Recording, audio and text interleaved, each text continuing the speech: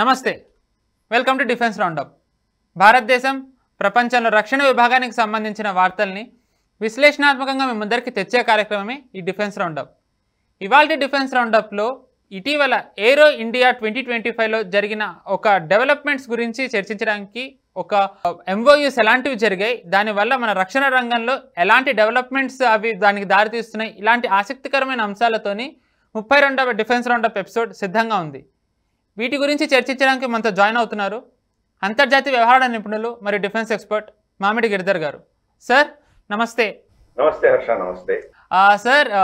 ఇటీవల ఏరో ఇండియా 2025 జరిగింది. దీని గురించి ఆల్రెడీ మీరు డిఫెన్స్ రౌండప్లో చర్చించారు. కానీ దాని తర్వాత దాని అవుట్కమ్ వచ్చేసి నిజానికి చెప్పాలంటే మనకి చాలా అది పాజిటివ్గానే కనిపిస్తుంది. అది ఎంత పాజిటివ్ అనేది మీరే చెప్పాలి. దీంట్లో కనుక మనం ఫస్ట్ న్యూస్ తీసుకున్నట్టయితే sir, IAI Israel aerospace company వాళ్ళు రీసెంట్లీ అక్కడ ఏరో ఇండియా షోలో వాళ్ళు మాట్లాడినప్పుడు ఒక ఇండియన్ వెబ్సైట్తోని వాళ్ళ ఏవైతే మ్యానుఫ్యాక్చరింగ్ ప్లాంట్స్ ఉన్నాయో వాటిని ఇజ్రాయెల్ కంటే ఎక్కువ ఇండియాలోనే మ్యానుఫ్యాక్చర్ చేయడానికి వాళ్ళు ప్రిఫరెన్స్ ఇస్తున్నట్టుగా వాళ్ళు చెప్పారు ఆ సీఈఓ. ఇది నిజానికి చెప్పాలంటే, ఇది మేక్ ఇన్ ఇండియాకి చెప్పాలంటే ఇది వెరీ బిగ్ బూస్ట్ అనొచ్చు. దీన్ని మీరు ఏ కోణంలో చూస్తారు సార్? తప్పకుండా ఇది చాలా ఒక స్ట్రాటజికలీ మనకు చాలా ముఖ్యమైనటువంటి ఒక ఇష్యూ ఇది. ఎందుకంటే ఇజ్రాయెల్ వాళ్ళ దగ్గర టెక్నాలజీ విపరీతంగా ఉంది, కానీ వాళ్ళ దగ్గర వాళ్ళ సైట్స్ అన్ని కూడా చాలా వల్నరబుల్ గా ఉన్నాయి. మొన్న జరిగిన యుద్ధంలో హౌతీలు కావచ్చు, మనకు హిజ్బుల్లా కావచ్చు, లేదా హమాస్ కావచ్చు, వాళ్ళ రాకెట్ దాడుల్లో ఇజ్రాయెల్ ఇండస్ట్రీ మీద కావచ్చు, వాళ్ళ చాలా స్ట్రాటజిక్ ఇష్యూస్ మీద కూడా దాడులు పడ్డాయి. అవన్నీ మిసైల్స్ వచ్చి పడ్డాయి. వాళ్ళ ఐరన్ డోమ్ కంప్లీట్ గా దాన్ని రిస్ట్రిక్ట్ చేయలేకపోయింది. కాబట్టి ఆ పరిస్థితులలో వాళ్ళకు ఆల్టర్నేట్ కావాలి. సేఫెస్ట్ ఆల్టర్నేటివ్ వాళ్ళకి భారతదేశం. ఎందుకంటే ఇజ్రాయెల్ జ్యూస్ అంటే కనుక యూరోప్ లో వాళ్ళని తిరస్కరిస్తున్నారు. అలాగే ఆఫ్రికాలో స్టెబిలిటీ లేదు, టెక్నాలజీ అబ్జార్ప్షన్ కెపాసిటీ లేదు వాళ్ళ ఎవరికి. మిగతా ఏషియన్ కంట్రీస్ చూస్తే కనుక అది వేరే పరిస్థితి ఉంది. అంతా చైనాకు ఒత్తాసు పలుకుతున్నారు. కాబట్టి వాళ్ళకి చాలా స్ట్రాటజిక్ గా భారతదేశం చాలా కీలకంగా ఉంది ఇజ్రాయెల్ కి. వాళ్ళకి కావాల్సినవన్నీ కూడాను కంప్లీట్ కాంపోనెంట్స్, మొత్తం ఫినిష్ ప్రోడక్ట్ భారతదేశం నుంచి తీసుకెళ్తే కొన్ని ఇబ్బందులు ఉన్నప్పుడు వాళ్ళు ఏం చేస్తున్నారంటే అసెంబ్లీస్, సబ్ అసెంబ్లీస్, కాంపోనెంట్స్ ఇటువంటివి ఎన్నో భారతదేశంలో తయారు చేస్తున్నారు. డైరెక్ట్ గా వాళ్లే కొన్ని ఫ్యాక్టరీస్ పెట్టుకుని వాళ్ళు చేస్తున్నారు. తర్వాత సప్లై చైన్ అంతా కూడా భారతదేశంలో చాలా కంపెనీలకి, మన ఎస్ఎంఈస్ కి చాలా వాటికి ఇచ్చారు వాళ్ళు. వీటి వల్ల ఏమవుతుందంటే రేపటి రోజు ఇజ్రాయెల్లో వాళ్ళ ఫ్యాక్టరీస్కి ఏమైనా డ్యామేజ్ అయినా కానీ కూడా, వాళ్ళ మీద దాడుల వల్ల, ఇరాన్ అటాక్స్ తర్వాత దేంతో డ్యామేజ్ అయినా కానీ కూడా వాళ్ళ రిక్వైర్మెంట్, వాళ్ళ సప్లై చైన్ ఎక్కడ డిస్టర్బ్ అవ్వకుండా భారతదేశానికి తీసుకెళ్లే దిశగా వాళ్ళు ఫోకస్ పెడుతున్నారు. అందుకని మనకి ఇక్కడ మనం చూసామంటే కనుక భారతదేశంలో వాళ్ళ ప్రొడక్షన్ అనేది ఎక్కువ ఉన్నది. ప్లస్ ఆయన ఒక ఇంటర్వ్యూలో చెప్పారు, వాళ్ళ పిఓ బాస్ లెవి అన్న ఆయన ఒక ఇంటర్వ్యూలో చెప్పారు, ఆయన మేము భారతదేశం చాలా కొంటున్నాము కానీ ఏం కొంటున్నామో మేము చెప్పము అన్నారు. ఎందుకంటే స్ట్రాటజీగా చాలా ఇంపార్టెంట్. మన దేశంలో కూడా కొన్ని శక్తులు ఉన్నాయి కదా, ఫలానా కంపెనీ నుంచి వీళ్ళు కొంటున్నారని ఆ కంపెనీ మీద దాడి చేయడం, ఆ కంపెనీని వ్యతిరేకంగా వీళ్ళు ఏదో చేయడం, ఇటువంటివి మనం చూస్తాం. మనం సుప్రీంకోర్టులో కేసులు వేయడం, అక్కడ పాలస్తీన్లను చంపేస్తున్నారు, చంపడానికి భారతదేశం నుంచి వెపన్స్ వెళ్తున్నాయి కాబట్టి వీళ్ళని బ్యాన్ చేయండి, ఇజ్రాయెల్కి ఎక్స్పోర్ట్ బ్యాన్ చేయండి, ఇట్లాంటి చట్ట మన దగ్గర కూడా ఉంది. కాబట్టి ఏ కాంపోనెంట్స్ ఎవరి దగ్గర కొంటున్నారని చెప్పలేదు, కానీ మనం కూడా వాళ్ళ దగ్గర నుంచి చాలా సిగ్నిఫికెంట్ గా కొంటున్నాం. ఏవాక్స్ ఫర్ ఇన్స్టెన్స్, మనకు నేత్ర అని చెప్పి భారతదేశంలో ఎప్పుడు మనం పెట్టుకున్నాము, కానీ గతంలో మనం ఇజ్రాయలీ ఏవాక్స్ కొనుక్కునేవాళ్ళం. ఇజ్రాయలీ ఏవాక్స్ మనం కొనాలి అని చెప్పి ప్రయత్నం చేసినప్పుడు అప్పటి అమెరికన్ ప్రభుత్వాలు దాన్ని అడ్డుకున్నాయి. ఎందుకంటే అది అమెరికా ఇజ్రాయెల్ జాయింట్ వెంచర్స్. అది ఆ జాయింట్ వెంచర్స్ లో అమెరికా పర్మిషన్ లేనిది వాళ్ళు చేయడానికి వీల్లేదు. అందుకనే అప్పుడు ఇజ్రాయెల్ ఏరోస్పేస్ ఇండస్ట్రీస్ ఇది ఏవాక్స్ తయారు చేసేవాళ్ళు. దాన్ని మన భారతదేశానికి అమ్మాలంటే కనుక చాలా కష్టపడ్డాం మనం. చాలా రోజుల తర్వాత మనం అమెరికాని కన్విన్స్ చేసి ఏవాక్స్ తెచ్చుకోగలిగాం. అఫ్ కోర్స్ ఇప్పుడు మనం నేత్ర పెట్టుకుంటున్నాం, కానీ మనకు ఇప్పటిదాకా ఉన్నటువంటి ఏవాక్స్ అంతా కూడా మేజర్ గా మనకంతా కూడా వీళ్ళు ఇచ్చిందే, ఇజ్రాయెల్ ఏరోస్పేస్ ఇండస్ట్రీస్ ఇచ్చిందే. వాళ్ళు ఏవాక్స్ కి సంబంధించి కూడా భారతదేశంలో కో ప్రొడక్షన్, కో డెవలప్మెంట్ గురించి మాట్లాడుతున్నారు. ఈ యొక్క ఏరో ఇండియా షోలో ఇటువంటివి చాలా అంశాల గురించి మేము ఎంఓఎస్ సైన్ చేసుకున్నాము. భారతదేశంలోనే కో ప్రొడక్షన్ చేసే దిశగా మేము ప్రయత్నం చేయబోతున్నాము. ప్లస్ ఎస్పెషల్లీ ఇప్పుడు ఉన్నటువంటి కొత్త టెక్నాలజీస్ వల్ల ఏవైతే మనం చేంజెస్ తీసుకురావాలో అవి మేము జాయింట్ ప్రొడక్షన్ చేస్తామని కూడా ఆయన చెప్పారు. సో అందుకని ఇది ఒక చాలా సిగ్నిఫికెంట్. ఎందుకంటే ఇజ్రాయెల్ ఏరోస్పేస్ ఇండస్ట్రీస్ అన్నది నిజంగా కట్టింగ్ ఎడ్జ్ టెక్నాలజీలో వాళ్ళు నంబర్ 1 పొజిషన్ లో ఉన్నారు లిటరల్ గా ఈ ప్రాంతం అంతా చూస్తే. ఇన్ఫాక్ట్ అమెరికా టెక్నాలజీకి సంబంధించిన వాటిలో కూడా వాళ్ళకంటే కూడా వీళ్ళు కొన్ని అంశాలు చాలా చాలా ముందర ఉన్నారు. జాయింట్ ప్రొడక్షన్ అది. బట్ ఎనీవే పాయింట్ ఇస్ మనకు వాళ్ళు ఇక్కడ ఇన్వెస్ట్ చేసి ఇక్కడ ప్రొడక్షన్ లైన్ పెట్టడం ఉన్నది. మనకు టెక్నాలజీ అబ్జార్ప్షన్, మన పిల్లలకి దానివల్ల లాభము, అలాగే మనకు ఎకో సిస్టమ్ డెవలప్ అవుతుంది కదా, మన ఇండస్ట్రీ కూడా ఈ టెక్నాలజీని మనం రిఫైన్ చేసుకుని ఇండివిజువల్ కాంపోనెంట్స్ సంబంధించి కూడా మనం అబ్జర్వ్ చేసుకోగలం. అందుకని ఇది చాలా కీలకమైనటువంటి డెసిషన్ ఇది. అలాగే రీఫ్యూలర్ ప్రాజెక్ట్స్. రీఫ్యూలర్ అంటే మనకు తెలుసు, ఫర్ ఇన్స్టెన్స్ ఇప్పుడు తేజస్ MK2 వీటిలంతా కూడా రీఫ్యూలర్స్ ఉంటుంది. ఆకాశంలో ఎగిరినప్పుడు వాళ్ళకి ఏదో 3 గంటలు 4 గంటలు మాక్సిమం 5 గంటల కంటే వాళ్ళు ఎక్కువ ఉండలేరు. మళ్ళీ తిరిగి రావాలి, బేస్ తిరిగి రావాలి. 2 గంటలు ఎనిమి టెరిటరీకి వెళ్ళారంటే కనుక మళ్ళీ గంటన్నరలో తిరిగి వచ్చేయాలి వాళ్ళు. సో అంత డీప్ పెనిట్రేషన్ చేసే కెపాసిటీ మన దగ్గర లేదు. ఆకాశం ఎగిరినప్పుడు దారిలో ఉన్నప్పుడు వాళ్ళకి రీఫ్యూలింగ్ అవసరం ఉంటుంది. ఒకసారి మనం బాలకోట్లో చూసాం, ఎయిర్క్రాఫ్ట్ టేక్ ఆఫ్ అయిన తర్వాత చాలా సేపు వాళ్ళు మన భారత ఎయిర్ స్పేస్ లో తిరిగాయి. దాని మధ్యలో మనకు ఈ రీఫ్యూలర్స్ వచ్చేసి వాళ్ళకి ఫ్యూయల్ సప్లై చేశాయి. ఫ్యూయల్ సప్లై చేసిన తర్వాత మళ్ళీ దానికి ఇంకొక 4-5 గంటలు వెళ్ళేటువంటి కెపాసిటీ వస్తుంది. అప్పుడు వెళ్ళి కొట్టారు. కాబట్టి ఇటువంటి మనకు కొన్ని అవసరాలు ఉంటాయి. ఆ రీఫ్యూలర్స్ అన్ని కూడా మనం ఇప్పుడు ఇజ్రాయెల్ మీద డిపెండ్ అయి ఉన్నాం. ఈ కంపెనీ ఇజ్రాయెల్ ఏరోస్పేస్ ఇండస్ట్రీ, దీని మీద ఇటువంటి కంపెనీస్ మీద డిపెండ్ అయి ఉన్నాం. వాళ్ళు ఇప్పుడు ఆఫర్ చేస్తున్నారు ఫ్యూచర్ లో ఇవి కూడా భారతదేశంలో తయారు చేద్దాము, ఏవాక్స్ రీఫ్యూలర్స్ 2 కూడా ఇక్కడ తయారు చేద్దాము, మీ కంపెనీస్ తోటి మనం అబ్జర్వ్ చేసుకుందామని వాళ్ళు దీని ముందుకు వచ్చారు. ప్లస్ వాళ్ళ దగ్గర చాలా medium range surface to air missiles మనం వాళ్ళ దగ్గర కొంటున్నాము. మనకు తెలుసు ఇజ్రాయెల్లో బరాక్ సిరీస్ వాళ్ళ చాలా ఫేమస్ సిరీస్ ఉంది. ఆ సిరీస్ యొక్క టెక్నాలజీని మనం ఇక్కడ అబ్జర్వ్ చేస్తున్నాం. రష్యన్ టెక్నాలజీ మనం అబ్జర్వ్ చేసుకుని బ్రహ్మోస్ ఎలా చేస్తున్నాము, అలాగే ఈ బరాక్ సిరీస్ ని తీసుకొని భారతదేశంలో మనకి కో ప్రొడక్షన్, కో డెవలప్మెంట్ ఇవన్నీ కూడా వీళ్ళతోటి మనం చర్చించుకున్నాము. కాబట్టి ఇవన్నీ కూడా చూస్తే కనుక మనకు చాలా అద్భుతమైనటువంటి ఒక పార్ట్నర్షిప్ అన్నది మనం ఈ యొక్క ఏరో ఇండియా ఎగ్జిబిషన్ లో ఈ సంతకాలు అవ్వడము, MOU సంతకాలు అవ్వడము, ఇవన్నీ కూడాను మనకు ఒక బేస్ తయారు చేసి మనకు టెక్నాలజీ అబ్జార్ప్షన్, కెపాసిటీ బిల్డింగ్ వీటన్నిటి మీద కూడా మనకు చాలా అద్భుతమైనటువంటి ఈ కాంట్రాక్ట్స్ అన్ని కూడా మనకు వస్తున్నాయి. Right sir.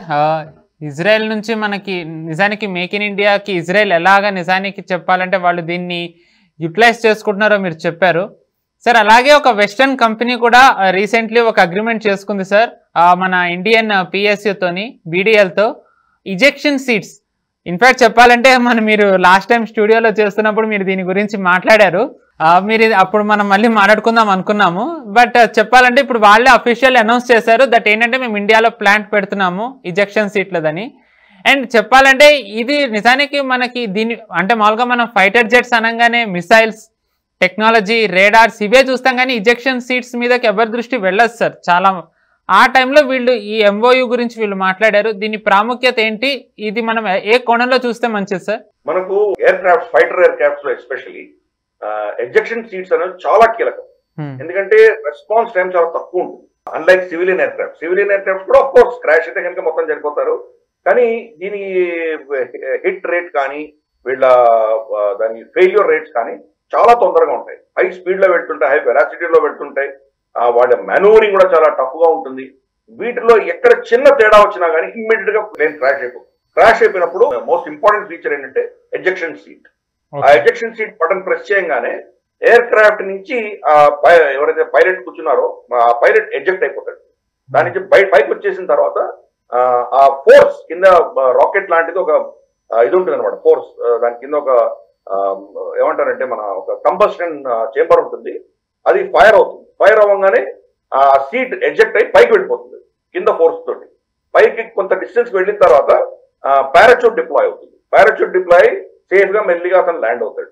కాబట్టి పైలట్ తప్పించుకోవచ్చు. మనం గతంలో చూసాం, మనకంతా దాన్ని మన మిగ్గులు, MiG-21లు, అంతకంటే ముందర ఉన్నటువంటి MiG-20 ఇవన్నీ వీటిని ఫ్లయింగ్ కాఫిన్స్ అని పిలిచేవాళ్ళం. అక్కడ పైలట్ ఒకసారి దాంట్లో కూర్చున్నాడంటే కనుక ఏదైనా తేడా వచ్చిందంటే కనుక చనిపోక తప్పదు, క్రాష్ అవుతుంది, పైలట్ చనిపోయేవాడు. మన ఎన్ని వందల మంది పైలట్ చనిపోయారు మన చరిత్రలో. కాబట్టి ఈ యొక్క ఎజెక్షన్ సీట్స్ అనేవి చాలా క్రూషియల్, పైలట్ ని కాపాడుతున్నారు. ఇంజన్ పోతే పోయింది, మనకు అంత నైపుణ్యం ఉన్నటువంటి వ్యక్తి మనం పోతే కనుక చాలా కష్టం. ఇన్ఫాక్ట్ అభినందన్ వర్ధమాన్ది కూడా మనం దాంట్లోనే చూడొచ్చు. ఆయన ఫ్లైట్ క్రాష్ అయినా ఆయన సీట్ ఇజెక్ట్ అవ్వడంతో ఆయన సేవ్ అయిపోయారు.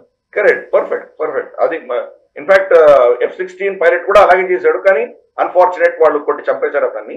అభినందన్ వర్ధమాన్ కూడా ఎజెక్ట్ అవ్వడం వల్ల సేఫ్ గా ల్యాండ్ అయ్యారు. అన్ఫార్చునేట్లీ ఆ గాలి ప్రభావం వల్ల ఆయన LOCకి దాటి అటు సైడ్ POJK సైడ్ పడిపోయారు ఆయన. సో బట్ ఎస్ ఆయన ఫిజికల్ గా అయితే బతికారు కదా మన MiG-21 క్రాష్ అయినప్పుడు. కాబట్టి అది చాలా కీలకమైంది. దాంట్లో మనకి టెక్నాలజీ మన దగ్గర లేదు భారతదేశం. మనం ఈ ఎయిర్ క్రాఫ్ట్స్ కొంటుండేవాళ్ళం, స్పేర్ పార్ట్స్ కింద వాళ్ళ దగ్గర నుంచి కొంటుండేవాళ్ళం.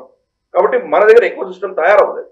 సో ఇప్పుడు మార్టిన్ బేకర్ ఏ కంపెనీ ఏదైతే తయారు చేస్తుందో వీళ్ళు ఆల్రెడీ మనకు చాలా సప్లై చేస్తున్నారు.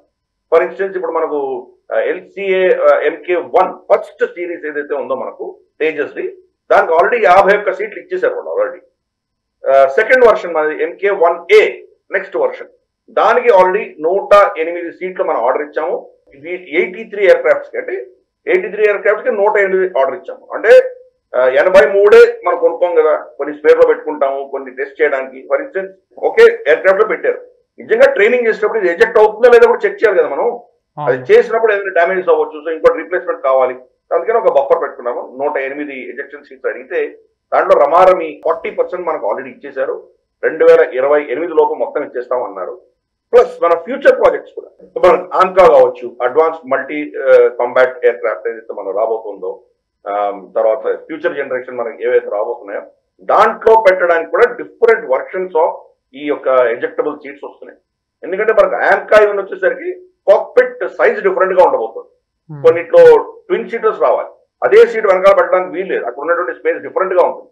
కాబట్టి ఈ డిఫరెంట్ వర్షన్స్ అన్ని కూడా వాళ్ళు మా గతంలో బయట నుంచి సప్లై చేసేవాళ్ళు ఇప్పుడు భారతదేశంలో కో ప్రొడక్షన్ చేయడానికి సిద్ధపడ్డారు. సో అందుకని ఇది చాలా కీలకమైంది. అఫ్కోర్స్ వాళ్ళు ఇంకా బెంగళూరులో వాళ్ళు ఆల్రెడీ ఒక ఎస్టాబ్లిష్మెంట్ పెట్టారు. వాళ్ళు 2025 నుంచి ఇక్కడ మ్యానుఫ్యాక్చరింగ్ మొదలు పెడుతున్నారు. ఇప్పుడు మనం ఒక ట్రెండ్ చూస్తున్నాం. మనం చాలా కంపెనీలు ఏం చేస్తున్నాయంటే వాళ్ళకు ఆర్డర్స్ లేకపోయినా కానీ కూడా భారతదేశంలో వాళ్ళు ఎస్టాబ్లిష్ చేస్తున్నారు. సెఫ్రాన్ ఫర్ ఇన్స్టెన్స్ మనం చూసాం. అఫ్కోర్స్ సెఫ్రాన్ కొన్ని కొంటున్నాం మనం, బట్ పెద్ద కాంట్రాక్ట్స్ మన దగ్గర నుంచి ఏం రావట్లేదు. జీఈకి వెళ్ళాం కాబట్టి, తేజస్ కి ఎంకాకి సంబంధించి మనం జీఈ చూస్తున్నాం కాబట్టి వాళ్ళకు అంతా మనకు మేజర్ ఆర్డర్స్ వాళ్ళకి ఇవ్వలేదు. అయినా వాళ్ళు భారతదేశంలో మ్యానుఫ్యాక్చరింగ్ పెట్టారు. అలాగే ఇందాక మనం చూసాం మనకు ఇజ్రాయలీ ఏరోస్పేస్ ఇండస్ట్రీస్ చూసాం. చాలా కంపెనీలు భారతదేశంలో వాళ్ళ ప్రొడక్షన్ లైన్స్ పెట్టుకుంటున్నారు. భారతదేశం మన డిఫెన్స్ ఫోర్సెస్ వాళ్ళ దగ్గర కొనుక్కుంటే మంచిదే, కొనుక్కోకపోయినా కానీ కూడా వాళ్ళ ఇంటర్నేషనల్ క్లయింట్స్ కి వాళ్ళు సప్లై చేసుకోవడం కూడా ఇక్కడ పెట్టుకుంటున్నారు. కాబట్టి మార్టిన్ బేకర్ ఇక్కడ బెంగళూరులో ఈ సంవత్సరం నుంచి ఆపరేషన్ లో అవబోతోంది. దీన్ని వాళ్ళు బహుశా అక్కడ వచ్చే ప్రొడక్షన్ ని ఇతరత్ర దేశాలు కూడా అమ్మొచ్చు. మేబీ ఆఫ్రికన్ దేశాలు, European, then south east Asia చాలా దేశాలు కూడా సప్లై చేయొచ్చు ఇక్కడ నుంచి. కాబట్టి ఒక ఎకో సిస్టమ్ మన దేశంలో తయారవుతోంది. ఇది మన ఫోర్సెస్ కూడా ఒక ఎంకరేజ్మెంట్. రేపు రాబోయేటువంటి ఎన్నో ప్రాజెక్ట్స్ లో వీళ్ళని ఇన్వాల్వ్ చేస్తారు. మేబీ కో ప్రొడక్షన్ ఉండొచ్చు, మేబీ టెక్నాలజీ మాకు ట్రాన్స్ఫర్ చేయమని చెప్పి మనం ఇన్సిస్ట్ చేయొచ్చు. అవన్నీ కాకుండా మేము మీ దేశంలో చేస్తున్నాం కాబట్టి, మీ కంట్రోల్లో ఉంటాం కాబట్టి మాకు ఆర్డర్స్ ఇవ్వండి అని కూడా వాళ్ళు ఒక అద్భుతమైనటువంటి ఒక ఆప్షన్ మన ఫోర్సెస్కి ఇచ్చారు వాళ్ళు. అందుకని ఏరో ఇండియా షోలో జరిగినటువంటి అగ్రిమెంట్స్, MOUs ఏవైతే ఉన్నాయో దాంట్లో కీలకమైనవి మాత్రమే మనం తీసుకొస్తున్నాము. దాంట్లో మార్టిన్ బేకర్ యొక్క MOU ఏదైతే ఉందో చాలా కీలకమైనది. మనకు అన్ఫార్చునేట్ గా ఆ టెక్నాలజీ మన దగ్గర లేదు. గత ప్రభుత్వాలన్నీ ఓన్లీ కాంట్రాక్చువల్ గా చూసాయి. మన దౌర్భాగ్యమైన పరిస్థితి ఏంటంటే ప్రపంచంలో ఏదైనా నంబర్ 1 or నంబర్ 2 స్థానంలో లార్జెస్ట్ ఇంపోర్టర్ ఆఫ్ డిఫెన్స్ గా మన దేశం ఉండేది. ఇవన్నీ మన దేశంలో తయారు చేయించడం, మన దేశంలో టెక్నాలజీ డెవలప్ చేసుకోవడం అన్నది ఆ దృష్టి గత ప్రభుత్వాలు చేయలేదు. మోదీ ప్రభుత్వం వచ్చిన తర్వాత ఆయన ఆత్మ నిర్భర భారత్ అన్నటువంటి ఒక అంబ్రెల్లా, దాని కింద గొడుగు కింద make in India, made in India రెండు ఇచ్చారు, ఆప్షన్ ఇచ్చారు. సో వీళ్ళు వచ్చి ఇక్కడ మేక్ ఇన్ ఇండియా దృష్ట్యా టెక్నాలజీ వాళ్ళదే, వాళ్ళ కంపెనీలో పెట్టుకుంటారు. జాయింట్ వెంచర్స్ అయినా ఉండొచ్చు, లేదా వాళ్ళు ఇండిపెండెంట్ గానే చేసుకోవచ్చు. అలాగే made in India, complete technology మన వాళ్ళే తయారు చేసుకునే దిశగా కొన్ని ఉండొచ్చు. కాబట్టి ఇవన్నీ కూడాను ఎకో సిస్టమ్ లాస్ట్ 6-7 సంవత్సరాల్లో చాలా మార్పు చూస్తున్నాం మన డిఫెన్స్ ఇండస్ట్రీలో. మార్టిన్ బేకర్ లాంటి కంపెనీ కూడా మన దేశం రావడం అనేది మనం చాలా శుభసూచకం. అది వాడు స్వాగతిస్తాం. రైట్ సార్, నిజంగానే మీరు అన్నట్టుగా ఏరో ఇండియాలో చాలా ఇంట్రెస్టింగ్ డెవలప్మెంట్స్ వచ్చాయి సార్. అంటే చాలా ఇంట్రెస్టింగ్ MOUs అవుతూ వచ్చాయి. మనం మామూలుగా చూసుకున్నట్టయితే సార్, MOUs అనేది చాలా మటుకు మీరు కూడా చూసే ఉంటారు. చాలా ఒక ఇండియన్ కంపెనీ, ఒక ఫారిన్ కంపెనీ మధ్య MOUs అవుతూ వచ్చాయి. కానీ ఇప్పుడు మనం నెక్స్ట్ మాట్లాడుకోబోయేది చాలా ఇంట్రెస్టింగ్ డెవలప్మెంట్. ఒక ఇండియన్ గవర్నమెంట్ కంపెనీ చాలా ఇండియన్ ప్రైవేట్ కంపెనీస్ మధ్య అయ్యాయి. ఆ ఇండియన్ గవర్నమెంట్ కంపెనీ ఏంటంటే యంత్రా ఇండియా లిమిటెడ్, YIL. ఇది సుమారుగా 4-5 కంపెనీస్తో MOUs చేసుకుంది sir. Adani defence, L&T, Tata and VEM along with DRDO. అంటే ఇది మామూలుగా చెప్పాలంటే ఇంతకు ముందు మీరు కవర్ చేసిన 2 న్యూస్ల కంటే కూడా నాకు ఇది చాలా ఇంట్రెస్టింగ్గా చాలా డిఫరెంట్గా అనిపిస్తుంది. ఎందుకంటే ఈ వైఐఎల్ ఉన్నది ఈ కంపెనీస్ తయారు చేసే వాటిల్లో చాలా సిమిలారిటీస్ ఉన్నాయి. దీని గురించి మీరు ఏం చెప్తారు సార్? అంటే మనకు ఆర్డినెన్స్ బోర్డ్ ఏదైతే గతంలో ఉండిందో దాన్ని డివైడ్ చేసేసి సపరేట్ కంపెనీలుగా పెట్టిన విషయం మనం డిఫెన్స్ రౌండప్ లో గతంలో కూడా చర్చించుకున్నాం మనం. అవును సార్. వాటిల్లో ఈ బేసిక్ అమ్యూనిషన్ తయారు చేసేటువంటి కంపెనీ యంత్ర ఇండియా లిమిటెడ్ అన్న పేరిట వాళ్ళు వాడక బాధ్యతలు ఇచ్చారు. అంటే వీళ్ళకి గతంలో మనకు బేసిక్ అమ్యూనిషన్, మనకు ఫర్ ఇన్స్టెన్స్ ట్యాంకుల్లో వాడే షెల్స్ కావచ్చు, లేదా షోల్డర్ హెల్డ్ మిసైల్ ఫైర్ చేసేటువంటి కావచ్చు, యాంటీ ట్యాంక్ గైడెడ్ మిసైల్స్ కానీ, యాంటీ ట్యాంక్ మిసైల్స్ కానీ, లేదా ఇటువంటి బేసిక్ మిసైల్స్, బేసిక్ అమ్యూనిషన్ ఏదైతే ఉంటుందో షెల్స్, ఇవన్నీ కూడా మన కొన్ని గన్స్ ఉన్నాయి, టోడ్ గన్స్ కావచ్చు, లేదా ఫిక్స్డ్ గన్స్ కావచ్చు, మన దగ్గర ఫీల్డ్ గన్స్ ఉంటాయి కదా, వాటికి కావాల్సిన అమ్యూనిషన్ కావచ్చు, ఇవంతా కూడా ఇది తయారు చేసేది. అఫ్ కోర్స్ మనకున్న టెక్నాలజీ తోటి మనకున్నటువంటి దీంతో చేసేవాళ్ళం. ఇప్పుడు డిఫెన్స్ రంగంలో చాలా కంపెనీలు వచ్చినాయి. ఫర్ ఇన్స్టెన్స్ మనకు అదానీ డిఫెన్స్ కావచ్చు, టాటా అడ్వాన్స్ సిస్టమ్స్ కావచ్చు, LNT, VEM, ఇటువంటి ఎన్నో కంపెనీలు ప్రైవేట్ గా కూడా ఇప్పుడు అమ్యూనిషన్ తయారు చేయడం మొదలు పెడుతున్నారు. పైపెచ్చు ఈ కంపెనీ ప్రైవేట్ కంపెనీలు వాళ్ళ దగ్గర టెక్నాలజీ లేదు కదా, వాళ్ళు ఇంటర్నేషనల్లీ ఎవరితోటో వాళ్ళు జాయింట్ వెంచర్ పెట్టుకున్నారు, లేదా టెక్నాలజీ అబ్జార్ప్షన్ కి ఆ కంపెనీస్ తోటి వీళ్ళు ఒక విధమైనటువంటి టెక్నాలజీ కన్సల్టెన్సీ కాంట్రాక్ట్స్ పెట్టుకున్నారు వాళ్ళు. కాబట్టి వాళ్ళు మన public sector undertaking DPSU, defence public sector undertaking అయినటువంటి యంత్ర ఇండియా తోటి వాళ్ళు MOU చేసుకున్నారు మన బెంగళూరు ఏరో ఇండియా షోలో.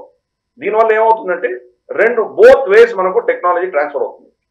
అంటే మన ప్రైవేట్ రంగంలో ఉన్నటువంటి ఇంటర్నేషనల్ ఎక్స్పర్టీస్ కూడా యంత్రాకు వెళ్ళొచ్చు, అలాగే యంత్రాలో ఇన్ని సంవత్సరాలుగా వాళ్ళు చేస్తున్నటువంటి వాళ్ళకు ఉన్నటువంటి ఎక్స్పర్టీస్ ఈ ప్రైవేట్ కంపెనీలకు ఇస్తారు. దీనివల్ల ఏమవుతుందంటే బర్డెన్ తగ్గిపోతుంది. ఈ రోజు యంత్ర ఒక్కటే చేయాలి అన్నటువంటి పరిస్థితి కాకుండా ఈ యొక్క అమ్యూనిషన్ రిక్వైర్మెంట్ అనేది ఎకో సిస్టమ్ డెవలప్ అవుతుంది. Public private partnership, public private కంపెనీల యొక్క కోఆర్డినేషన్, కోఆపరేషన్ తోటి మొదలవుతుంది. ఈరోజు చూసామంటే కనుక కళ్యాణి లాంటి కంపెనీ నుంచి అమెరికా కొంటోంది, బేసిక్ అమ్యూనిషన్ కొంటోంది. ఎందుకు? బైడెన్ ప్రభుత్వంలో వాడు మొత్తం ఈ యొక్క స్టాక్ పైల్ అంతా ఇంక్లూడింగ్ వాళ్ళ స్ట్రాటజిక్ స్టాక్ పైల్ కూడా యుక్రెయిన్కి ఇచ్చారు. దాంతో మనం వాళ్ళ స్టాక్ పైల్స్ కూడా చాలా గణనీయంగా దెబ్బతిన్నాయి. ట్రంప్ ప్రభుత్వం వచ్చిన తర్వాత దాన్ని నింపే ప్రయత్నం వాళ్ళు చేస్తున్నారు. అలాగే మనకు యూరోప్ లో కూడా ఇది చాలా షార్టేజ్ ఉంది. కాబట్టి మనకు ఏదో యంత్రం ఒకటి చేస్తే మనకు సరిపోదు, దానికి పెద్ద ఎకో సిస్టమ్ కావాలి. మనకు ఆత్మనిర్భరత మన దేశంలోనే ఉండాలి. మన ఫోర్సెస్ కి కనీసం అంటే 15 రోజుల నుంచి 20 రోజుల వరకు అమ్యూనిషన్ రెడీగా ఉండాలి మన దగ్గర. ప్లస్ ప్రభుత్వం ఏం చేసిందంటే మన బోత్ పబ్లిక్ అండ్ ప్రైవేట్ రెండు డిఫెన్స్ దీనికి సంబంధించిన డిఫెన్స్ కంపెనీలకు కూడా టార్గెట్స్ పెట్టారు. మీరు ఎక్స్పోర్ట్ మార్కెట్ ని డెవలప్ చేయండి, కొత్త క్లయింటైల్ తీసుకురండి, ఫారెన్ ఎక్స్చేంజ్ వస్తుంది. క్రమేపీ ఒక దశకం తర్వాత 10, 15 years, 20 years లోపు మనం ఇంటర్నేషనల్లీ ఒక స్ట్రాంగ్ డిఫెన్స్ ప్లేయర్ గా తయారవ్వాలి అనేది భారత ప్రభుత్వం యొక్క ఆలోచన దృక్పథం. ఆల్రెడీ 20 నుంచి 30 వేల కోట్ల రేంజ్ లో మనం ఆల్రెడీ ఎక్స్పోర్ట్ చేస్తున్నాం. టార్గెట్ ఏంటంటే రాబోయే 2 సంవత్సరాల్లో 50 వేల కోట్లు దాటాలి. రైట్, 10 ఏళ్ల తర్వాత 2,75,000 crores దాటాలి. ఇది టార్గెట్ పెట్టుకుంది ప్రభుత్వం. కాబట్టి వీళ్ళందరికీ కూడా యంత్ర కావచ్చు, లేదా మన ప్రైవేట్ రంగ సంస్థలో ఉన్నటువంటి కావచ్చు, ఇతరత్ర మనకు ఆర్డినెన్స్ బోర్డు నుంచి విడిపోయినటువంటి కంపెనీలు కావచ్చు, వీళ్ళందరి మీద కూడా ప్రభుత్వం క్లియర్ కట్ గా మీరు కమర్షియల్లీ వయబుల్, మీరు మా మీద ఆధారపడకుండా మీరే లాభాలు ఆర్జించాలి, టెక్నాలజీ మీ దగ్గర ఉండాలి, టెక్నాలజీ అబ్జర్వ్ చేసుకోవాలి, ప్లస్ ఎక్స్పోర్ట్ మార్కెట్ కూడా మీరు కేటర్ చేయాలి అని చెప్పి ప్రభుత్వం చెప్పింది. వీళ్ళందరూ టార్గెట్లు ఉన్నాయి కాబట్టి వీళ్ళందరూ ఆ దిశగా పనిచేస్తున్నారు. కాబట్టి ఈ యొక్క కోఆర్డినేషన్, ఈ యొక్క ఇంటర్నల్ MOU అన్నది కూడా చాలా కీలకమైంది. టెక్నాలజీ బోత్ సైడ్స్ ట్రాన్స్ఫర్ అవుతాయి. దానివల్ల మనకు రాబోయే రోజుల్లో క్వాలిటీ అమ్యూనిషన్, అష్యూర్డ్ అమ్యూనిషన్, దానిలో క్వాలిటీ ఉంటుంది, అలాగే మన దగ్గర గ్యారంటీగా మన దగ్గర వీళ్ళు తయారు చేయగలరు అన్నటువంటి ఒకరి దగ్గర దెబ్బతిన్నా ఇంకో దగ్గర నుంచి వస్తున్నాం. ఒక దగ్గర సప్లై చైన్ ఏమైనా కట్ అయినా కానీ కూడా ఇంకో దగ్గర మనకు రావచ్చు. అట్లా మల్టిపుల్ ఆప్షన్స్ పెట్టుకుంటున్నాం మనం. ఇది బేస్ తయారు చేసుకుంటున్నాం. రేపటి రోజు చైనా తోటో పాకిస్తాన్ తోటో ఎవరితో యుద్ధం వస్తే కనుక, అఫ్కోర్స్ పాకిస్తాన్తో యుద్ధం రాదు, పాకిస్తాన్తో యుద్ధం వచ్చినా అది చైనా వల్లనే వస్తుంది. కాబట్టి చైనా తోటి మనకి యుద్ధం, ఎవరితోటి కాదు. చైనాతో యుద్ధం వచ్చినప్పుడు దానికి ఎకో సిస్టమ్ అని తయారు చేసి పెట్టుకుంటున్నాం. గతంలో మనకు తెలుసు C&AG ఇచ్చిన రిపోర్ట్, మన మన్మోహన్ సింగ్ ప్రభుత్వం అప్పుడు వారం రోజుల కంటే ఎక్కువ మీరు ఫైట్ చేయలేరు అని చెప్పారు వాళ్ళు. మన దగ్గర అమ్యూనిషన్ కూడా లేదు. కాబట్టి ఇటువంటి ఎకో సిస్టమ్ తయారైందంటే రేపు నిజంగా యుద్ధం వస్తే కనుక, మనం చూసాం రష్యా యుక్రెయిన్ యుద్ధం 3 సంవత్సరాల నుంచి నడుస్తుంది. అది హమాస్ యుద్ధం ఎన్ని రోజులు నడిచింది? యుక్రెయిన్ యుద్ధానికి కావాల్సిన బేసిక్ అమ్యూనిషన్ యూకేను, తర్వాత ఈ నేటో వీళ్ళందరూ పాకిస్తాన్ లాంటి దేశాల నుంచి కోరుకుంటున్నారు వాళ్ళు. కాబట్టి మన దగ్గర కూడా భారతదేశం నుంచి కూడా కొన్నారు వాళ్ళు, చాలా అమ్యూనిషన్ కొన్నారు వాళ్ళు యుక్రెయిన్ సప్లై చేయడానికి. కాబట్టి అటువంటి పరిస్థితి వచ్చినప్పుడు సంవత్సరాలు యుద్ధం చేయాలన్నప్పుడు మనకి ఆప్షన్స్ పెట్టుకోవాలి. ఒకవేళ మన శత్రువు కనుక ఇటువంటి యంత్రాలు ఇండియా మాత్రమే చేస్తుంది అంటే వాళ్ళని టార్గెట్ చేస్తే పరిస్థితి ఏంటి మంది. అందుకని మనం ఈ యొక్క ఎకో సిస్టమ్ తయారు చేసే దిశగా ఇది ఎంఓయూ సంతకాలు అయినాయి. కాబట్టి అద్భుతమైనటువంటి ఈ నిర్ణయాలు మోదీ ప్రభుత్వం తీసుకుంటుంది. వాళ్ళని ఈ ఇండస్ట్రీ యొక్క ఎంఓయూస్ ని వీళ్ళందరినీ కూడా మనం అభినందిస్తాం. రైట్ సార్, నెక్స్ట్ అంశంలోకి వెళ్ళినట్టయితే నిజానికి చెప్పాలంటే ఇది ఎంఓయూ రౌండప్ అయిపోయింది ఈ రోజు. నెక్స్ట్ ఇది కూడా ఎంఓయూలోకే వస్తుంది. సార్, యుఎస్ కంపెనీ వాళ్ళు ఇండియన్ కంపెనీతోని సోనోబైస్ జాయింట్ వెంచర్ మ్యానుఫ్యాక్చర్ చేయడానికి అగ్రిమెంట్ చేసుకున్నారు, అదే ఏరో ఇండియా 2025లో. అసలు ఈ సోనోబైస్ అంటే ఏంటి, ఇది మన దేశంలో మ్యానుఫ్యాక్చరింగ్ చేయడం వల్ల మనకు వచ్చే లాభం ఏంటి, నేవీకి ఇది ఏ రకంగా సహాయపడుతుంది? ఎందుకంటే మీరు గతంలో ఎన్నోసార్లు చెప్పారు, గత ప్రభుత్వాలన్నీ కూడా నేవీని, ఎయిర్ ఫోర్స్ని చాలా వీళ్ళు అండర్మైన్ చేసేయడంతో వాళ్ళు చాలా వీక్ అయిపోయారని, అండ్ ఈ ప్రభుత్వం నేవీ మీద చాలా దృష్టి పెట్టింది. అంటే చాలా ఇన్ ది సెన్స్ ఎంతైతే పెట్టాలో వాటికి ఏవైతే కావాలో వాటన్నిటిని దృష్టిలో పెట్టుకుని డెసిషన్స్ తీసుకోవడం, ప్రొక్యూర్మెంట్ చేయడం ఇవన్నీ చేస్తుందని మీరు చెప్తూ వచ్చారు. ఆ క్రమంలోనే ఈ సోనోబైస్ మ్యానుఫ్యాక్చరింగ్ కూడా అనుకోవచ్చా సార్? తప్పకుండా. మనకు గతంలో ఏంటంటే సింధు సాగరము, తర్వాత బే ఆఫ్ బెంగాల్, ఈ ప్రాంతం అంతా మన దగ్గర ఉన్నటువంటి సముద్రాలన్నీ కూడా మన అధీనంలో ఉండేవి. ఇక్కడ అమెరికా వచ్చేది తప్ప మనల్ని ఛాలెంజ్ చేసేవాడి శక్తి ఎవరు లేరు ఈ ప్రాంతంలో, ఉండేది కాదు ఆ పరిస్థితి. కానీ ఇప్పుడు ఆ సిచ్యువేషన్ మారుతుంది. చైనా దీంట్లో ఇన్వాల్వ్ అవుతుంది. చైనా ఇక్కడ తరచూ వాళ్ళ అసెట్స్ పంపిస్తున్నారు. వాళ్ళ షిప్పులు కావచ్చు, వాళ్ళ సబ్మరీన్స్ కావచ్చు, వాళ్ళ రీసెర్చ్ వెసల్స్ కావచ్చు, ఇవన్నీ కూడా వస్తున్నాయి. పైపెచ్చు మన నైబర్హుడ్ లోనే మనకు దగ్గరగా ఈ యొక్క ఇండియన్ ఓషన్ రీజియన్ లోనే ఐఓఆర్ అంటారు, ఆ ప్రాంతంలోనే వాళ్ళ నేవల్ బేసెస్ కూడా ఉన్నాయి. జిబోటీలో అఫీషియల్ గా ఉంది వాళ్ళ నేవల్ బేస్. 2 గ్వాదర్ బోసవాడు తప్పకుండా దాన్ని డ్యూయల్ యూస్ వాడుకుంటారు. 3 హంబల్ తోట వాళ్ళ అధీనంలో ఉంది. కాబట్టి ఇటువంటి పరిస్థితులలో మనము మన నేవల్ కెపాసిటీ పెంచుకోవాల్సిన ఆవశ్యకత ఉంది. గత ప్రభుత్వాలు అన్ఫార్చునేట్ గా మొత్తం పైసలన్నీ కూడా తీసుకువెళ్ళి వాళ్ళు ఆర్మీకి ఇచ్చారు. ఎయిర్ ఫోర్స్ ని, నేవీని కంప్లీట్ గా విస్మరించారు. ఫ్రాంక్లీ చెప్పాలి అంటే ఆర్మీకి ఇచ్చారు అంటారు, కానీ దానివల్ల ఆర్మీకి కూడా నిజానికి ఏమీ పెద్ద వాళ్ళకి లాభం వచ్చింది లేదు. అన్ఫార్చునేట్లీ స్పీకింగ్, అంటే ఆర్మీకి పెట్టారు అనడానికి కూడా లేదు సార్. ఎందుకంటే మీరే చెప్పారు, చదివాం కూడా చాలా మంది, బిఫోర్ 2014 పాకిస్తాన్ వాళ్ళు అటాక్ చేసినప్పుడు తప్పించుకునే క్రమంలో తలకి తగిలి, అంటే హెల్మెట్ ఉన్నా కూడా తలకి తగిలి ఎంతో మంది సోల్జర్స్ అమరులయ్యారు. అంటే మన దగ్గర ఎలాంటి క్వాలిటీ ఉండేవో ఇదొక ఎగ్జాంపుల్. సో అన్ఫార్చునేట్లీ ఆర్మీకి ఇచ్చారనడానికి లేదు, నెరేటివ్ అలా బిల్డ్ అయింది అనుకోవాలి మనం, అంతే. ఇంకా కరెక్ట్. కానీ అప్పుడు ఏం చేశారంటే ఒకటి అన్ని ఇంపోర్ట్ చేసుకునేవాళ్ళం, మనమే తయారు చేసేవాళ్ళం కాదు. కాబట్టి ఇంపోర్ట్ కాస్ట్ విపరీతంగా ఉండేది. అదే మన దేశంలో తయారు చేసిన ప్రోడక్ట్స్ కొంటే కనుక 100 రూపాయలకి మనం కొనగలిగితే కనుక, వాళ్ళు విదేశాల నుంచి ఇంపోర్ట్ చేసుకుంటే కనుక ఒకసారి 200, 300 ఖర్చు పెట్టి మనం ఇంపోర్ట్ చేసుకోవే పరిస్థితి కూడా మనం చూసాం గతంలో. ఫర్ ఇన్స్టెన్స్ మనం చాలా టిపికల్ గా మనం డిఫెన్స్ రౌండప్ లో గతంలో కూడా చెప్పుకున్నాం.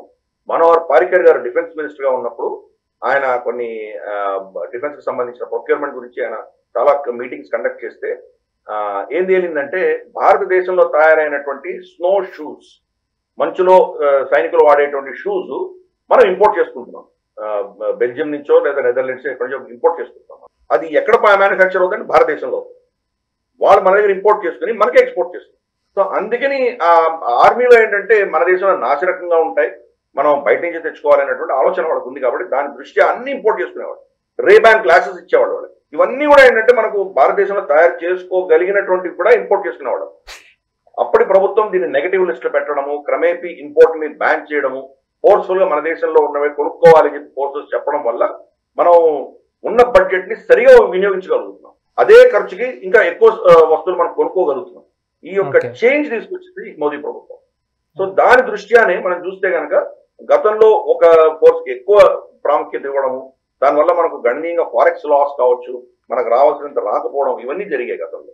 అలాగే మనకు ఎయిర్ క్రాఫ్ట్స్ కూడా ఇవన్నీ కూడా మనకు ఇప్పుడు air crafts almost 90% of helicopters import ban చేసింది ప్రభుత్వం. మరి చాలా హై అండ్ ఏదో హెవీ లిఫ్ట్ ఎయిర్ క్రాఫ్ట్స్ కానీ, హెవీ లిఫ్ట్ మనకు హెలికాప్టర్స్ కానీ అలాంటివి 1-2 తప్పితే మిగతా అన్ని కూడా బ్యాన్ చేసాం. మిసైల్స్ మోర్ దెన్ 90% మిసైల్స్ మనం బ్యాన్ చేసాం. ఇన్ఫాక్ట్ ఇజ్రాయెల్ తోటి కొన్ని కాంట్రాక్ట్స్ మనం ఎంఓఐ సైన్ చేసి కూడా మనం ఇజ్రాయెల్ నుంచి కొనడం మానేసాం. ఎందుకంటే ఆ టెక్నాలజీ మన దగ్గర ఉన్నది. మన దగ్గర ఇండియా ఈరోజు చాలా పవర్ఫుల్ మిసైల్ ఒక శక్తిగా మనం ఎదిగాం మనం. కాబట్టి ప్రభుత్వం క్రమేపీ ఇటువంటి నెగటివ్ లిస్ట్స్ పెట్టి దేశంలో కొనాలని ఫోర్స్ చేస్తున్నాం. అన్ఫార్చునేట్లీ ఇందాక మనం అనుకున్నట్టు ఆర్మీకి కొంత పైసలు వెళ్ళి ఉండొచ్చు, కానీ నేవీ ఎయిర్ ఫోర్స్ ని చిన్న చూపు చూసినట్టే మనం ఒప్పుకోవాలి. ఈ రోజు మనం కనీసం అంటే ఒక 10-12 స్క్వాడ్రన్లు మనకు తక్కువ. అంటే మనకు ఈ యొక్క MiG-21 ఇవన్నీ కనుక మనం రిటైర్ చేసేసామంటే ఎప్పుడో రిటైర్ అవ్వస్తుంది. ఈ సంవత్సరం ఎప్పుడో రిటైర్ అయిపోతాయి అవన్నీ. రమారమి మన దగ్గర 10 స్క్వాడ్రన్ల షార్టేజ్ వస్తుంది. తేజస్ ఎప్పుడు వస్తుందో మనకు తెలియదు.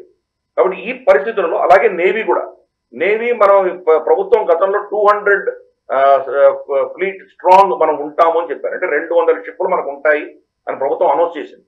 కానీ అంత మనం తయారు చేయలేము, బడ్జెట్ పెట్టలేమని తెలిసి దాన్ని 175 కుదేలు చేశారు. సో ఇటువంటివన్నీ చూస్తున్నాం మనం. కాబట్టి ఈ యొక్క డెవలప్మెంట్స్ అన్ని కూడా ప్లస్ దాంట్లో ఉన్నటువంటి చిన్న చిన్న టెక్నాలజీస్ ఇవన్నీ కూడా ఇంపోర్ట్ చేసుకుంటుంది.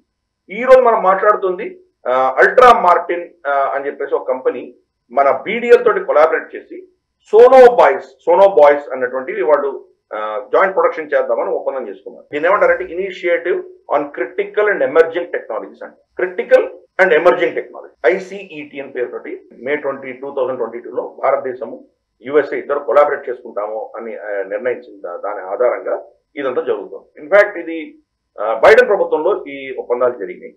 మనకు అఫ్ కోర్స్ అక్కడ బైడెన్ ఉన్నా ట్రంప్ ఉన్నా మన అవసరాలు మనం చూసుకుంటాం కాబట్టి మనం వాళ్ళతో డీల్ చేసాం. ప్లస్ అక్కడ ఆ ప్రభుత్వంలో మనకు తెలుసు, మనకు జాక్ సులివాన్ వాళ్ళ నేషనల్ సెక్యూరిటీ అడ్వైజర్ ఎవరైతే ఉన్నారో అతను ఈ వాజ్ కంప్లీట్లీ ప్రో భారత్, మన ఫేవర్ గా ఉండేవాడు. అతను ఆంటనీ బ్లింకెన్ మనకు వ్యతిరేకమైనటువంటి, కానీ మనకు కావాల్సింది తెచ్చుకున్నాం. ఇన్ఫాక్ట్ జో బైడెన్ ప్రభుత్వం కంప్లీట్ గా పదవి నుంచి దిగిపోయేదానికి జస్ట్ 2 వారాల ముందర ఈయన వచ్చారు. జాక్ సులివాన్ భారతదేశానికి వచ్చారు. గతంలో మన మీద ఇంపోజ్ చేసినటువంటి ఆంక్షలు, ఎస్పెషల్లీ మనం న్యూక్లియర్ టెస్ట్ చేసిన తర్వాత మన మీద ఇంకా కొన్ని ఆంక్షలు ఉండినాయి, ఆ బైడెన్ ప్రభుత్వం ఎత్తేసింది. అలాగే అప్పుడు ఆయన వచ్చిన తర్వాత ఈ యొక్క అల్ట్రా మార్టిన్ భారత్ డైనమిక్స్ ఇద్దరు కలిసి జాయింట్ వెంచర్ చేసి ఈ సోనోబాయ్స్ కొనడానికి నిర్ణయించిన దాన్ని ఆయన స్వాగతించి ఆ యొక్క అగ్రిమెంట్స్ కూడా ఫెసిలిటేట్ చేసి వెళ్ళారు. అందుకని అది చాలా క్రూషియల్. సోనోబాయ్ అంటే ఏంటి అసలు? ఇది షిప్ నుంచి కానీ లేదా మనకు ఎయిర్ క్రాఫ్ట్ నుంచి కానీ డిప్లాయ్ చేస్తారు. ఒక క్యానిస్టర్ అంటే ఒక క్లోజ్ చేసిన డబ్బాలాగా ఉంటుంది.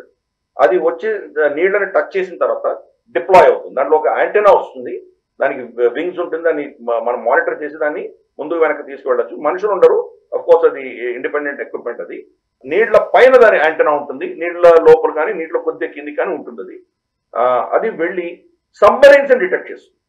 సబ్మరైన్స్ కి సిగ్నేచర్ ఉంటుంది. సబ్మరైన్స్ అఫ్ కోర్స్ సముద్ర గర్భంలో ఉంటే కనుక దాన్ని ఎయిర్ క్రాఫ్ట్ తో డిటెక్ట్ చేయడం చాలా కష్టం. అఫ్ కోర్స్ PI-8 ఇటువంటి కొన్ని ఉన్నాయి, యాంటీ సబ్మరైన్ ఎయిర్ క్రాఫ్ట్ ఉన్నాయి. కానీ ఈ సోనోబాయ్స్ ఏంటంటే చాలా దగ్గరగా వెళ్ళి దాన్ని అక్కడ కింద సముద్రం నుంచి వస్తున్నటువంటి సిగ్నల్స్ ని అవి విని డిప్లాయ్ చేయొచ్చు. అలాగే ఇది అఫ్ కోర్స్ సబ్మరైన్సే కాదు, ఏమైనా మనకు పరిస్థితి ఏదో షిప్ కొలాప్స్ అయిపోయింది, ఎక్కడో పడిపోయింది, దాంట్లో ఏం జరుగుతుంది దాని గురించి తెలియాలంటే బహుశా మనకు దీన్ని డిప్లాయ్ చేయొచ్చు. కాబట్టి ఈ సోనోబాయ్ టెక్నాలజీ అనేది మనకు యాంటీ సబ్మరైన్ వార్ఫేర్ సంబంధించి ASW అంటారు, దానికి సంబంధించి మనం గతంలో ఓన్లీ ఇంపోర్ట్ చేసుకునేవాళ్ళం. ఇప్పుడు భారతదేశంలో కోప్రొడక్షన్స్ మారుతుంది. అందుకని ఈ రోజు మన డిఫెన్స్ రౌండప్ లో అన్ని కూడాను జాయింట్ వెంచర్స్, కోప్రొడక్షన్స్, అక్కడి నుంచి టెక్నాలజీ తీసుకొని మన దేశంలో తయారు చేసే దిశగా ఈ రోజు డిఫెన్స్ రౌండప్ అంతా కూడా దాని మీద ఫోకస్ పెట్టాం. దీనివల్ల ఏమవుతుందంటే మన దేశంలో వర్క్ ఫోర్స్ కి, మన పనిచేసేటువంటి మన ఇంజనీర్స్ కి, వీళ్ళందరికీ కూడా ఈ టెక్నాలజీ అర్థం అవ్వడం మొదలు పెడుతుంది. అది ఎప్పుడైతే అబ్జర్వ్ అవ్వడం మొదలు పెడుతుందో వీళ్ళలో కొంతమంది వచ్చి వీళ్ళే స్వయంగా స్టార్ట్ చేస్తారు. కాబట్టి ఆ అమెరికన్ టెక్నాలజీ అర్థమైన తర్వాత బహుశా దాన్ని ఇంకా ఇంప్రూవ్ చేసి మనమే దానికి పేటెంట్స్ తీసుకొని మనమే ఇండివిజువల్ గా చేసేటువంటి పరిస్థితికి వెళ్తాం మనం. అందుకని ఈ రోజు మాట్లాడినవన్నీ కూడా అందుకని చాలా క్రూషియల్. మన దగ్గర లేని టెక్నాలజీస్ మనల్ని గతంలో ప్రభుత్వాలు మనకు వీటిని డినై చేసి కంప్లీట్ గా వాళ్ళు ఇంపోర్ట్ మీదే ఫోకస్ పెట్టినటువంటి పరిస్థితి నుంచి ఈ రోజు పార్ట్నర్షిప్స్ పెట్టుకొని మన దగ్గర లేనటువంటివి ఈ రోజు ఇంపోర్ట్ మాత్రమే చేస్తున్నటువంటి టెక్నాలజీస్ భారతదేశంలో తయారు చేసే దిశగా ఈ ఒప్పందాలన్నీ జరుగుతున్నాయి. అందుకనే అదే దిశగా ఈ సోనోబాయ్ అగ్రిమెంట్ కూడా చాలా క్రూషియల్, చాలా క్రిటికల్. మనకు రెస్క్యూ అండ్ సర్చ్ ఆపరేషన్స్ కూడా చేయగలదు. ఏదైనా ఇందాక నేను చెప్పినట్టు షిప్ లో, బోట్ లో ఎక్కడో పడిపోయినాయంటే అది ఎక్కడ ఉన్నాయి, ఎగ్జాక్ట్ ఎక్కడ ఉన్నాయి, ఇది సోనోబాయ్స్ వెళ్ళి ఆ సిగ్నల్స్ క్యాచ్ చేసి దాన్ని పిన్ పాయింట్ చేసి చెప్పగలదు. కాబట్టి ఇవన్నీ కూడా వీటి యొక్క ఈ ప్రతి కాంపొనెంట్ కూడా మనకు చాలా క్రూషియల్ మనకు. కాబట్టి ఈ యొక్క ఏమంటారంటే మన డిఫెన్స్ ఎకో సిస్టమ్ ని డెవలప్ చేయడానికి, ఆత్మనిర్భరత పెంచుకోవడానికి మేక్ ఇన్ ఇండియా దృష్ట్యా ఈ అగ్రిమెంట్స్ అన్ని జరుగుతున్నాయి. Plus Indo US initiative, Modi గారు వెళ్ళినప్పుడు కూడా డిఫెన్స్ మీద చాలా ఫోకస్ పెట్టారు. రాబోయే రోజుల్లో ఇటువంటి ఎంఓఎస్ ఇంకా మనం చూడబోతున్నాము. అవన్నీ కూడా మనం వీలైనంత వరకు మనం ప్రేక్షకులకు తీసుకొచ్చే ప్రయత్నం మనం చేద్దాం. Right sir.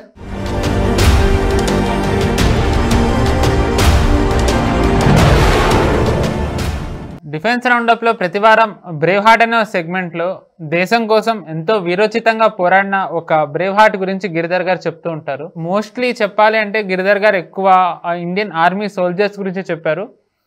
చాలా తక్కువ ఐఏఎఫ్ సోల్జర్స్ గురించి టచ్ చేయడం జరిగింది. కానీ ఈ రోజు మాత్రం ఒక ఐఏఎఫ్లోని ఒక బ్రేవ్ హార్ట్ గురించి గిరిధర్ గారు చెప్పబోతున్నారు.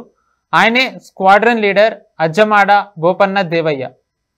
ఈయన చాలా ఇంపార్టెంట్ అని చెప్పాలంటే ఈయనకి అన్యాయం జరిగిందనే చెప్పాలి. మన గవర్నమెంట్ నెగ్లెక్ట్ చేసిందా లేదా అనేది ఈ మాట ఎందుకన్నానో గిరిధర్ గారు చెప్తారు.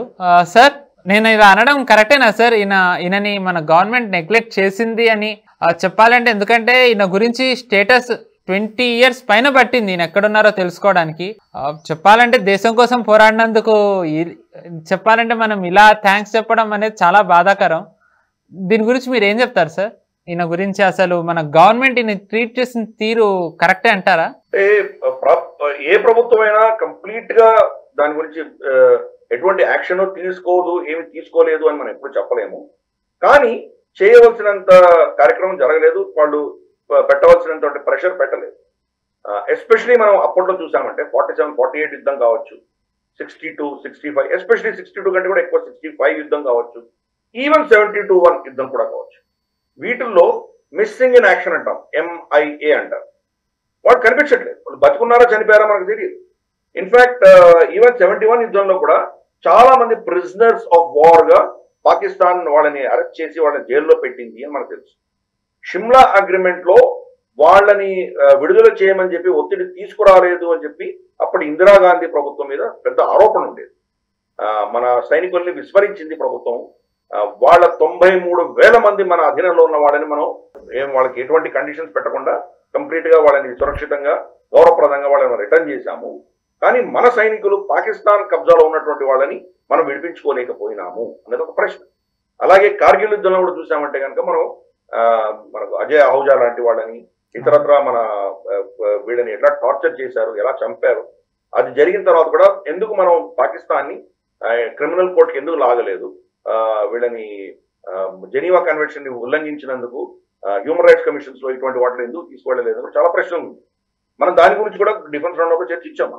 కాబట్టి అదే పంథాలో మనం చూసామంటే 65 యుద్ధంలో కూడా మిస్సింగ్ ఇన్ యాక్షన్ ఉన్న వాళ్ళ గురించి మనం అంత ప్రెస్ చేయలేదు. ఫర్ ఇన్స్టెన్స్ తాష్కెంట్ లో జరిగినటువంటి ఒప్పందంలో ఇది చాలా క్రూషియల్ పాయింట్ ఉండవలసింది. మాకు ఎవరెవరైతే MIAs ఉన్నారో వాళ్ళకి మాకు కంప్లీట్ డీటెయిల్స్ ఇవ్వండి అని తప్పకుండా దాని మీద అగ్రిమెంట్ లో వాళ్ళని ఒత్తిడి తేవలసింది మనం పాకిస్తాన్ మీద.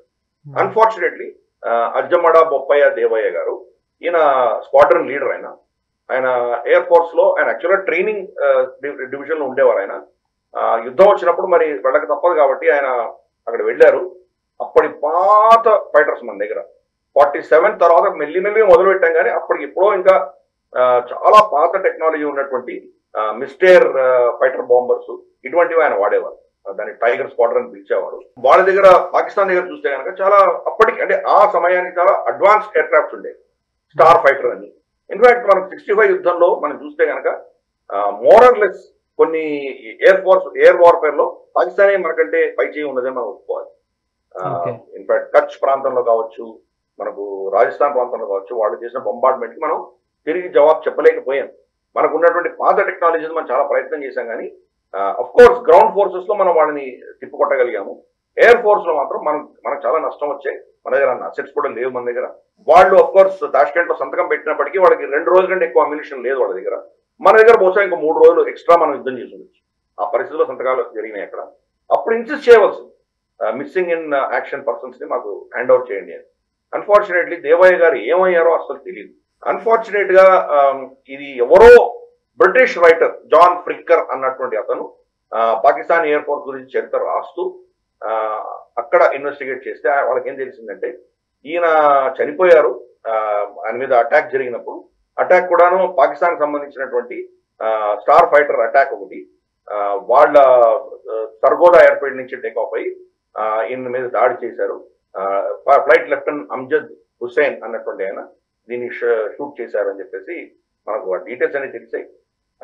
కింద పడిన తర్వాత ఆయన చనిపోయారు, కానీ ఆ బాడీ ఇంటాక్ట్ గానే ఉండింది, ఎటువంటి డ్యామేజ్ అవ్వలేదు ఆయనకు. ఆయనని పాకిస్తాన్ లోనే ఎక్కడో ఆయనని ఖననం చేశారు, బరీ చేశారు అని చెప్పేసి మనకు జాన్ ఫ్రిక్కర్ చెప్పిన తర్వాత తెలిసింది. ఈ విషయం తెలిసిన తర్వాత ఇది 79లో తెలిసింది. ఎంతో దారుణమైన పరిస్థితి. అందుకని ఈయనకు అప్పుడు 1988లో ఈయనకి మహావీర్ చక్ర అనౌన్స్ చేశారు. యుద్ధం ఎప్పుడు జరిగింది? 65లో జరిగింది. అంటే 23 సంవత్సరాల తర్వాత ఈయన రికగ్నైజ్ చేశారు. చనిపోయినటువంటి వ్యక్తి అంటే మిస్సింగ్ యాక్సిడెంట్ అని చనిపోయారు లేదో మనకు తెలియదు. ఇంతకాలం లేడు కాబట్టి చనిపోయి ఉండొచ్చేమో, ఆయన ఫ్లైట్ పడిపోయింది కాబట్టి చనిపోయి ఉండొచ్చేమో, కన్ఫర్మ్డ్గా మనకు తెలియదు. ఇది అంత దారుణమైన పరిస్థితి. కానీ ఫైనల్ గా ఆయనకు దక్కవలసినటువంటి గౌరవం దక్కింది. 1988లో మనం ఆయనకి మహావీర్ చక్ర ఇచ్చాము, మనం ఆయన గౌరవించుకున్నాము. అంటే అది కూడా ప్రభుత్వాన్ని ఆ విషయాన్ని కూడా మనం అభినందించాల్సిందే. ఫైనల్ గా ఇన్ఫర్మేషన్ వచ్చిన తర్వాత మన వీరుల్ని మనం సన్మానించుకున్నాము, వాళ్ళని గౌరవించుకున్నాం. కాబట్టి కొన్ని తప్పిదాలు జరిగినా కానీ కూడా దాన్ని మళ్ళీ సరిదిద్దుకునేటువంటి ప్రయత్నం కూడా ప్రభుత్వం చేసింది. మున్ముందు మనం ఒక్క సైనికుడు మన దగ్గర నుంచి అకౌంట్ కాకుండా మిస్సింగ్ ఇన్ యాక్షన్ ఉంటే కనుక ప్రభుత్వాలు చాలా సీరియస్ గా తీసుకొని వాళ్ళకు ఇవ్వవలసినటువంటి గౌరవం, వాళ్ళకి ఇవ్వాల్సినటువంటి ఫోకస్ ఇవ్వకపోతే ఆల్రెడీ సైన్యంలో పనిచేస్తున్నటువంటి సైనికులకు వాళ్ళకు ఉన్నటువంటి ఒక మారల్ శక్తి ఏదైతే ఉంటుందో అది క్షీణిస్తుంది. కాబట్టి మేము ఉన్నాము, మీరు దేశం కోసం యుద్ధం చేస్తున్నారు, మీకేమైనా మీ ప్రభుత్వం ఉన్నది, మీ దేశం ఉన్నది అని వాళ్ళకి భరోసా ఉన్నప్పుడు ప్రాణాలు కూడా లెక్క చేయకుండా వాళ్ళు యుద్ధం చేస్తారు. ఇన్ఫాక్ట్ సైనికుడు అన్నవాడు శత్రువుని చంపడానికి వెళ్తాడు, స్వయాన తను చనిపోవడానికి వెళ్ళాడు. వాళ్ళని చంపుతున్నప్పుడు దురదృష్టవశాత్తు చనిపోయినా సిద్ధంగా వెళ్తారు. కాబట్టి అటువంటి వాళ్ళని మనం గౌరవించుకోవాలి. వాళ్ళ యొక్క బలిదానాన్ని, వాళ్ళు చేస్తున్నటువంటి త్యాగాలకు మనం సరైన గుర్తింపు ఇవ్వాలి. ఫైనల్ గా దేవయ్య గారికి అది వచ్చినందుకు మనం ఆయనకు, ఆయన కుటుంబానికి మనం అభినందనలు తెలుపుదాము. ఆయన యొక్క మెమరీకి మనం నివాళులు అర్పిద్దాం. Right sir.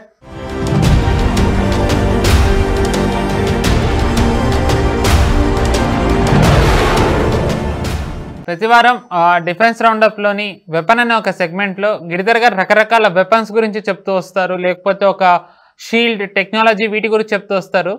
కానీ ఈ మధ్యకాలంలో ఎక్కువగా డ్రోన్స్ గురించి చెప్పడం జరుగుతుంది. నేను గిరిధర్ గారితో అంటూ ఉంటాను, డ్రోన్ రౌండప్ చేసేస్తున్నాం సార్ మనం దీన్నని. బట్ స్టిల్, ఎందుకంటే డ్రోన్స్ అనేది ఎంత ఇంపార్టెంటో గిరిధర్ గారు చెప్తూనే ఉన్నారు. ఎస్పెషల్లీ మనం చూసాం రష్యా యుక్రెయిన్ వార్ఫేర్లో కానివ్వండి, దాని తర్వాత ఇజ్రాయెల్ ఎలాగా గాజాలో డ్రోన్స్ని వాడింది. ఇవన్నీ చూసుకున్నట్టయితే డ్రోన్స్ ఉండడం అనేది చాలా ఇంపార్టెంట్. దాంట్లో ఇండియా భారత్ నిజానికి చెప్పాలంటే ఎలాంటి ప్రోగ్రెస్ చూపిస్తోంది ఇన్ దిస్ షార్ట్ స్పాన్, ఇది అందరికీ తెలియజేయాలనే ఉద్దేశంతోనే డ్రోన్స్ గురించి జరుగుతున్న డెవలప్మెంట్స్ డిఫెన్స్ రౌండప్లో కవర్ చేయడం జరుగుతోంది. అందులో భాగంగానే శేష్నాగ్ అనే ఒక యుఏవి గురించి గిరిధర్ గారు చెప్పబోతున్నారు.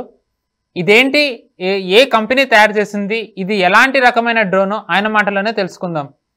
సార్, ఆన్ లైటర్ నోట్, నిజానికి చెప్పాలంటే డ్రోన్ రౌండప్ అంటున్నా, నిజానికి చెప్పాలంటే ఇంత short span less than 4 years అనొచ్చు సార్.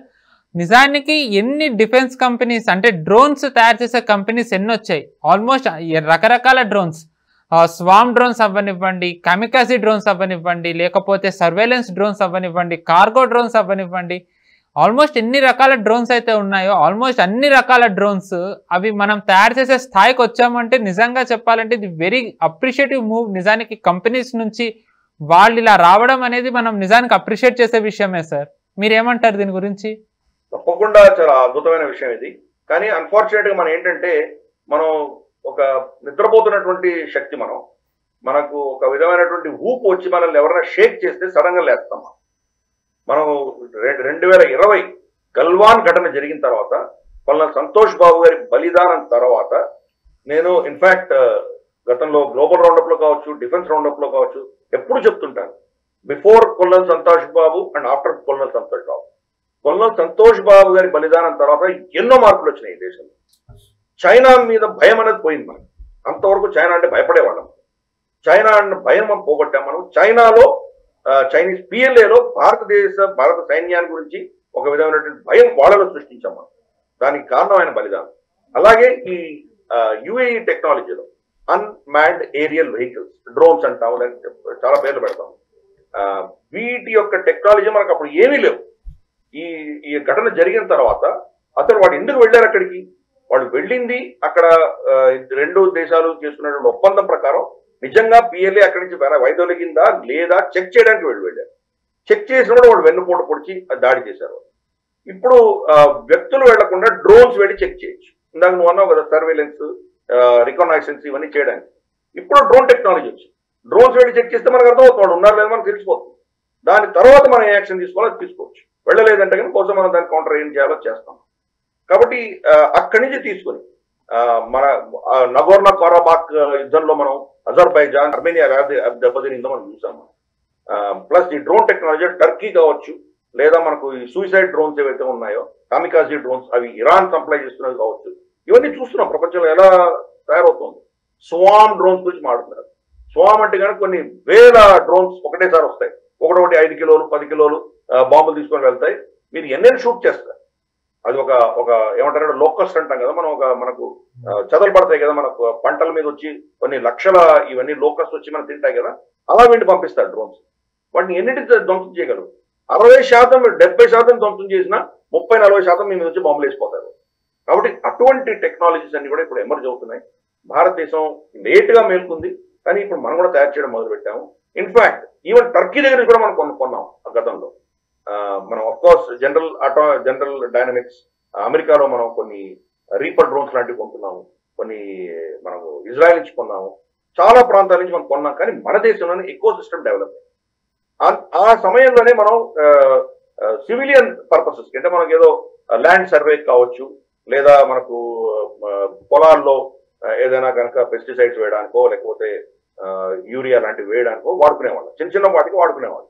భారత ప్రభుత్వం ఇది ఎప్పుడైతే రియలైజ్ చేసిందో యుఏవి టెక్నాలజీని డిఫెన్స్ లో చాలా పెద్ద ఎత్తున దీనికి ప్రోత్సాహం ఇవ్వడంతో డిఆర్డిఓ కావచ్చు, లేదా మన ఇతరత్ర డిఫెన్స్ రీసెర్చ్ సంస్థలు కావచ్చు, ప్రైవేట్ సంస్థలు కావచ్చు, ఎన్నో సొల్యూషన్స్ తీసుకొచ్చి అటువంటి ఈ యొక్క పంథాలోనే new space research and technologies private limited గుర్తుపెట్టుకోవాలి. ప్రైవేట్ లిమిటెడ్ అన్న సంస్థ, ఇది మనకు బెంగళూరు బేస్డ్ సంస్థ. ఇది వాళ్ళు రీసెంట్ గా శేష్ నాగ్ 150 అన్న పేరిట వాళ్ళు ఒక ఆవిష్కరణ చేశారు. శేష్ నాగ్ 150 అంటే అది దాని యొక్క బరువు 150 కిలోగ్రామ్స్ ఉన్నటువంటి ఒక డ్రోన్. అది అంటే యుఏవి. ఇది ఏం చేయగలదంటే కనుక రమారమి కొన్ని వందల ఈ యొక్క డ్రోన్స్ అన్ని కూడా ఒక స్వామ్ డ్రోన్స్ డిప్లాయ్ చేయగలదు. ఆ కెపాసిటీ ఉంది. ఒక్కొక్క డ్రోన్ కి కూడా 25 నుంచి 40 కిలోలు వాళ్ళు క్యారీ చేయగలవు. అవి 5 గంటల సేపు ఇవన్నీ కూడాను మనకు ఆకాశంలో తిరగలవు. పెద్ద దీని ఒక మేజర్ అడ్వాంటేజ్ ఏంటంటే 1000 కిలోమీటర్ల దాకా వెళ్ళి డెలివరీ రాగలదు. కాబట్టి రెడార్కి చిక్కకుండా, శత్రువుల రెడార్కి చిక్కకుండా వెళ్ళగలిగినటువంటి కెపాసిటీ దీంట్లో. ఇది టెస్ట్ అయింది.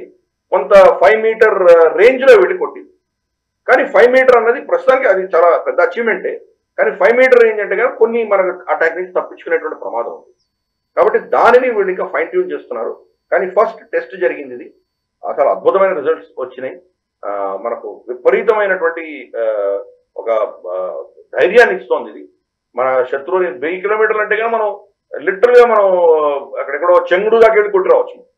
ఏదో పక్కన ఉన్నటువంటి ఎన్గారి, తర్వాత మనకు ఇటువంటి ప్రిఫెక్చర్స్ ఏమున్నాయో లాసా, కోటాన్ ఈ ప్రాంతాలు కాకుండా చెంగుడు, వాళ్ళ మేజర్ ఎయిర్ స్పేస్ ఇండస్ట్రీ చైనాకు ఉన్నది. JF-20లు తయారు చేసేటువంటి చెంగుడును కొట్టి రావచ్చు. ఆ కెపాసిటీ మనకు వచ్చింది. సరే, పాకిస్తాన్ ఎంత ఉంది? వాళ్ళు తిప్పి కొడితే 250 కిలోమీటర్లు 300 కిలోమీటర్లు దూరం వెళ్ళామంటే మొత్తం పాకిస్తాన్ మనం కవర్ చేసుకోవచ్చు. కాబట్టి పాకిస్తాన్ మనకు థ్రెట్టే కాదు, చైనాకు ఇంత డీప్ పెనిట్రేట్ చేయగలిగినటువంటి టెక్నాలజీ మన దగ్గర ఉన్నది. కాబట్టి మనం ఈ న్యూ స్పేస్ రీసెర్చ్ అలాగే వాళ్ళకి సపోర్ట్ చేసినటువంటి మన డిఫెన్స్ ఇండస్ట్రియల్ కాంప్లెక్స్, తర్వాత డిఫెన్స్ రీసెర్చ్ ల్యాబొరేటరీస్, వీళ్ళందరూ కూడా అభినందిద్దాం. ఈ అస్త్రం రేపటి రోజు మనకు కంప్లీట్ గా దీన్ని టెక్నికల్ గా అన్ని పారామీటర్స్ టెస్ట్ అయ్యి సరిగా అది కనుక డిప్లాయ్ చేయగలిగిన రోజు తప్పకుండా మనం దీన్ని ఈవెన్ ఎక్స్పోర్ట్ మార్కెట్ కూడా మనం తీసుకెళ్తాము. కాబట్టి వీళ్ళందరికీ కూడా మనం అభినందనలు చెప్తాం. Right sir.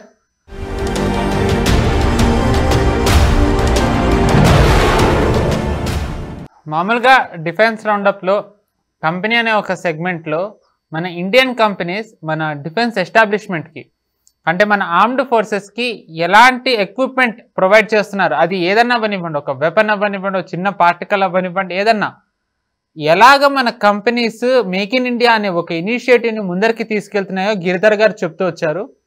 అందులో భాగంగానే విఈఎం టెక్నాలజీస్ అనే ఒక కంపెనీ గురించి మాట్లాడబోతున్నారు. ఆ కంపెనీ ఎక్కడిది, అది ఏ విభాగంలో అది మ్యానుఫ్యాక్చరింగ్ చేస్తుందో ఆయన మాటల్లోనే తెలుసుకుందాం. సార్, విఈఎం టెక్నాలజీస్ మామూలుగా ఇది రీసెంట్లీ ఏరో ఇండియా ఎక్కడైనా దాంట్లో ఇది చాలా ఇంపార్టెంట్ రోల్ ప్లే చేసింది. ఈ కంపెనీ గురించి మీరు ఏం చెప్తారు సార్? ఇది అఫ్ కోర్స్ మనకు తెలంగాణలో మన భాగ్యనగరానికి దగ్గరగా ఉన్నటువంటి సంస్థ. ఇది మనకు బాచుపల్లి ఇండస్ట్రియల్ ఏరియాలో కుతుబుల్లాపూర్ మండల్ రంగారెడ్డి డిస్ట్రిక్ట్ లో వెంకటరాజు గారు అన్నటువంటి ఒక ఎంటర్‌ప్రెన్యూర్ ఆయన స్టార్ట్ చేశారు. ఇది 1988లో స్టార్ట్ అయింది. ఇది డిఫెన్స్ రంగానికి సంబంధించి ఎన్నో చిన్న చిన్న కాంపోనెంట్స్ అన్ని కూడా వీళ్ళు తయారు చేస్తున్నారు. వీళ్ళు చాలా క్రిటికల్ కాంపోనెంట్స్ కూడా వీళ్ళు తయారు చేస్తున్నారు.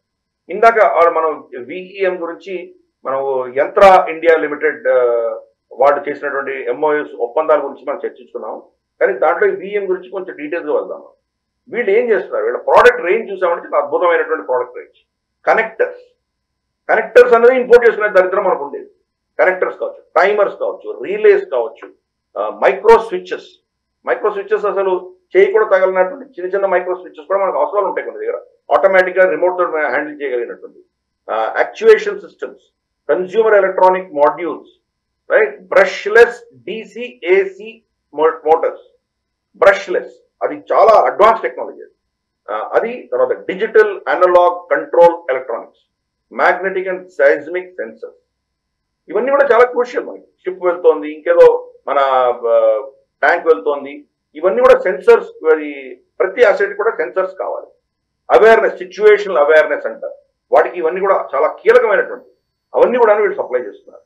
సో కాబట్టి వీళ్ళు ఇంత అద్భుతమైనటువంటి ఒక ఎకో సిస్టమ్, మనకు డిఫెన్స్ కావాల్సినటువంటి మెయిన్ ఇంపార్టెంట్ కాంపోనెంట్స్ అన్ని కూడా వీళ్ళు తయారు చేస్తున్నారు.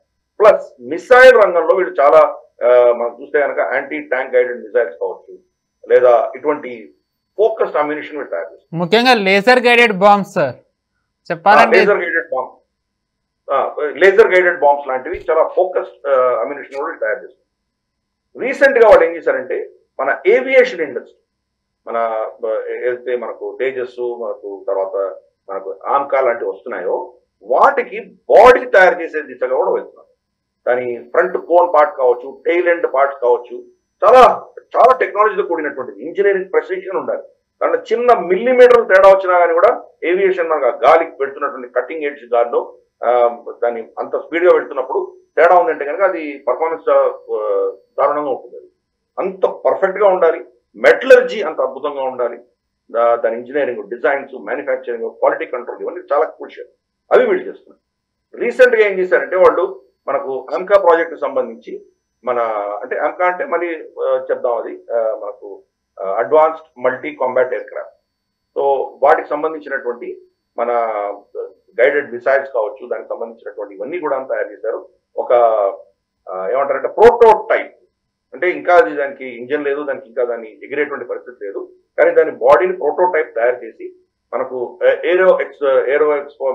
ఏరో ఇండియా ఎక్స్పో ఏదైతే జరిగిందో బెంగళూరులో, అక్కడ దాన్ని డిస్ప్లేలో పెట్టారు. అంటే మనం ఆల్రెడీ ప్రోటోటైప్ తయారు చేయనంత టెక్నాలజీ వీళ్ళ దగ్గర ఉన్నది అంటే కనుక రేపటి రోజు దీని ఆధారంగానే అసలు ఏవైతే ఆమ్కాలు రాబోతున్నాయో అవి దాన్ని ఆవిష్కరించబోతున్నారు. అంటే ఈ టెక్నాలజీ ఆల్రెడీ ఈ సంస్థకు వచ్చేసి రేపటి రోజు ఇంకా దీని మీద ఇంప్రూవ్మెంట్ చేసుకుని ఇంకా ఏవియానిక్స్ లో తర్వాత దాన్ని యాక్చువల్ టెస్టింగ్ చేసినప్పుడు వచ్చేటువంటి రిజల్ట్స్ వల్ల ఇంకా దీన్ని ఫైన్ ట్యూన్ చేసుకోవాలి. కాబట్టి ఇటువంటి సంస్థ మనకు తెలంగాణలో ఉన్నది. కోర్స్ దేశంలో ఎక్కడున్నా మనం గర్వించదగ్గటువంటిది. కానీ మన తెలుగు వాళ్ళు దీన్ని స్టార్ట్ చేసినందుకు ఈ కంపెనీని, ఈ కంపెనీ అధినేతలను, వాళ్ళ స్టాఫ్ ని, అలాగే వీళ్ళని ప్రోత్సహిస్తున్నటువంటి DRDO వీళ్ళందరినీ కూడా మనం అభినందిస్తాం. రైట్ సార్, ఎప్పట్లానే ఎంతో వాల్యుబుల్ ఇన్ఫర్మేషన్ని నేషనల్ స్టాప్ ప్రేక్షకులకు ఇచ్చారు. Thank you very much. చూసారు కదా, ఇది వాటి డిఫెన్స్ రౌండప్. ఇవాటి డిఫెన్స్ రౌండప్ ఎలా అనిపించిందో కామెంట్స్ రూపంలో మాకు తెలియజేయండి. నేషనల్ స్టాప్ ఛానల్ని సబ్స్క్రైబ్ చేసుకోండి, వీడియోస్ని లైక్ చేయండి, 10 మందికి షేర్ చేయండి. వచ్చే వారం డిఫెన్స్ రౌండప్లో మళ్ళీ కలుసుకుందాం. నమస్తే. ఈ వీడియో మీకు నచ్చినట్టయితే లైక్ చేయండి, 10 మందికి షేర్ చేయండి. అలాగే కామెంట్ల రూపంలో మీ అభిప్రాయాలను మాతో పంచుకోండి. Nationalist hub group of channels ను సబ్స్క్రైబ్ చేసుకుని తెలుగునాట జాతీయవాద జర్నలిజాన్ని ప్రోత్సహించండి. ఈ వీడియో కింద ఉన్న బెల్ ఐకాన్ పై క్లిక్ చేయడం మర్చిపోవద్దు.